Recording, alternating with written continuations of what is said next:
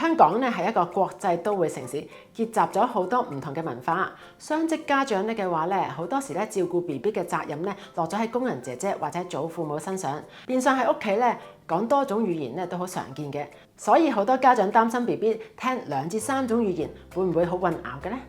其實 BB 嘅一般語言學習能力都好高嘅，有研究緊話咧 ，BB 甚至咧辨認到唔同國家嘅人講英文咧係有唔同嘅。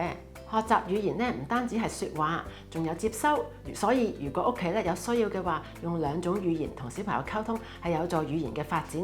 亦有研究顯示，學習雙語咧能夠提升小朋友嘅專注能力、社交能力同埋解決困難嘅能力。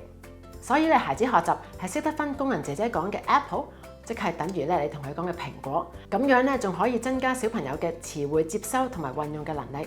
雖然係咁，但係咧唔等於家長咧可以一時用英文，一時用中文，或者咧一句説話裏邊咧夾雜咗唔同嘅詞彙同埋語法嘅。例如 BB 你食唔食 apple？